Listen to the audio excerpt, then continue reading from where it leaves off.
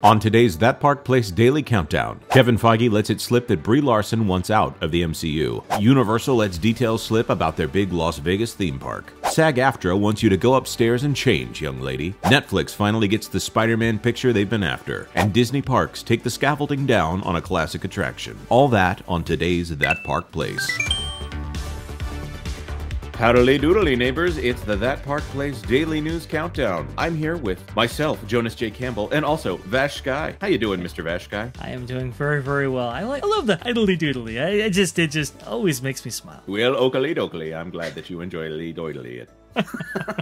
I like Ned Flanders. He's a good, solid dude. He's generally inoffensive, and that's what we all strive to be here on That Park Place. No, I'm not kidding. Actually, we got some people that have some pretty sassy takes. In fact, let's get to our contributors for all the entertainment, streaming, theme park, and video game news that should be fun. Number 1. Hello, this is John Trent, the founder and editor-in-chief at Abounding in the Comics, and today I got a story about Brie Larson reportedly growing disillusioned with the Captain Marvel role and that she doesn't want to play the part anymore. As reported by the direct, author Joanna Robinson claims that Larson grew disillusioned with the role in her book MCU: The Reign of Marvel Studios. You can see right here, she writes, Brie Larson grew disillusioned among a slew of other factors, issues that have kind of affected the downward trend of the Marvel Cinematic Universe. But you can see right here, if I highlight it, Brie Larson grew disillusioned right there. Robinson would actually elaborate on this in a podcast interview with The Watch. She said, I don't know if Brie Larson was the wrong person for the role necessarily, but the toxic backlash means that Brie Larson doesn't want to play Carol Danvers anymore. She was interviewed at D23 and they're like, so you know we're going to see a bunch more Carol Danvers. She's like, I don't know. Does anyone want to see me play Carol Danvers? Doesn't seem like it. Indeed, that is kind of what Brie Larson said here. We can take a listen. How long will you play Captain Marvel for? I don't know. Does anyone want me to do it again? Don't be so modest. I don't know. I really don't know. I don't have the answer to that. So there you have it. It looks like Brie Larson does not want to play the role of Captain Marvel anymore going forward, and that she has grown disillusioned with the role and with Marvel Studios. Number 2. Hello, this is Lorena Creole, the Lorena Creole YouTube channel, keeping it real when it comes to theme parks. And speaking of keeping it real, Universal is going to bring a permanent horror attraction to Las Vegas. Coming to us from Dead One, Universal Destinations and Experiences revealed today the name of the company's first ever permanent horror experience, Universal Horror Unleashed. The new concept, to be located at Area 15 in Las Vegas, pairs the company's expertise in the horror genre with immersive experiences in an all-new format. The horror-centric experiences will surround eerie eateries and bone-chilling bar areas. It will deliver what Universal promises is a new level of experiential entertainment. In addition, guests can expect a continuously updated experience with must-see seasonal events and one-of-a-kind merchandise. Universal Horror Unleashed is another way we are using our unique style of horror storytelling to engage fans of this genre. Do you think that with this announcement, you are more likely to check out this permanent Halloween Horror Nights type of experience in Las Vegas? Let us know in the comments. Number 3. As Halloween approaches, we all look forward to the creative and sometimes spooky costumes that people wear about. For example, I could be Captain Caveman. But what if your choice of attire was being dictated to you? Hi folks, it's CC here for That Park Place with a story inspired by Tom Tapp, and of course there's a tidal wave of comments that go along with this, and it's hysterical.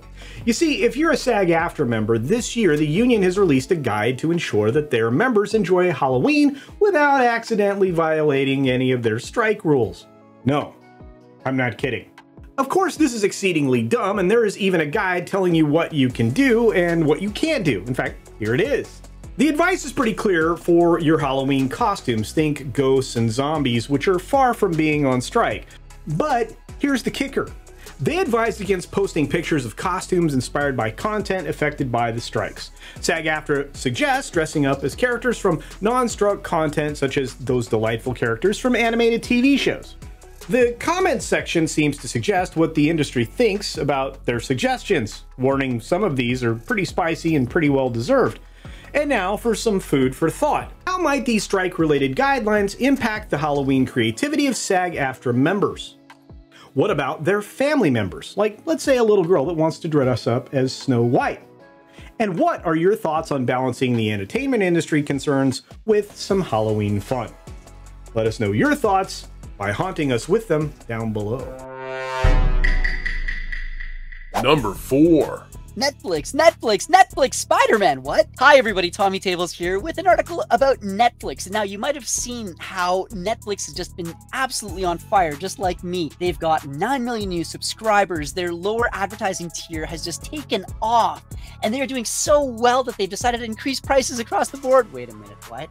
Anyway, Netflix is definitely on a roll, and that won't be stopping anytime soon because we've just got news that the second in the Spider-Verse trilogy is set to premiere on Netflix later this month. So on October 31st, Spider-Man Across the Spider-Verse will be appearing on your streaming service. This was a film that did phenomenally well this year. It was one of the top grossers. It earned $690 million worldwide. It was very, very well received. It featured Miles Morales playing Spider-Man, along with a whole bunch of other multiversal Spideys. And I would say that this entire sort of trilogy kind of inspired the whole multiverse thing in the first place that Marvel's been really kind of running into the ground.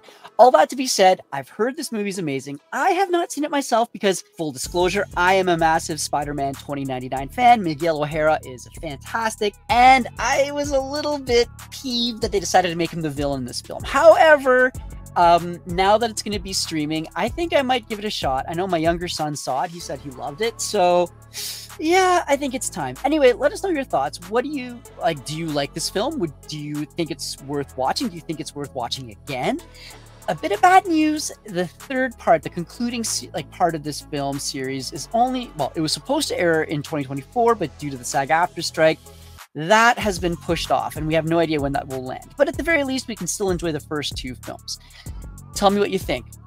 Is it worth a watch? Number 5. Vash Guy here with our next story, this time from Walt Disney World News Today. All scaffolding removed from Adventureland Treehouse at Disneyland as opening window nears. All scaffolding surrounding the Adventureland Treehouse at Disneyland Park has been removed as the walkthrough attraction inches towards its impending opening. Though a specific opening date for the Swiss Family Robinson-inspired experience has not yet been revealed, we are currently in the midst of its previously announced fall 2023 opening window. This story is very interesting because we've seen scaffolding actually be removed before and then go right immediately back on. Disney has stated that they want this attraction open by fall of 2023, and well, we're already in mid-October right now, and we still have yet to hear about an opening date. However, I will say the scaffolding hopefully finally being removed is an encouraging sign for this project that has lasted actually 2 years up until this date. It originally went down in September of 2021, right after Disneyland Park and the rest of the Southern California theme parks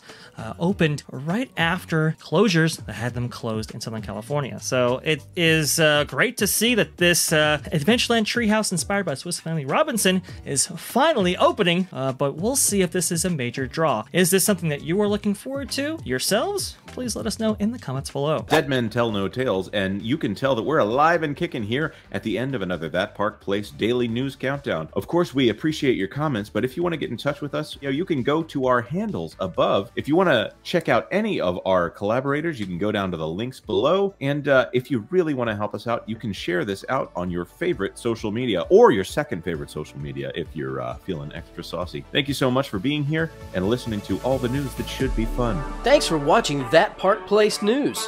For more information, consider checking out www.thatparkplace.com for all the news that should be fun.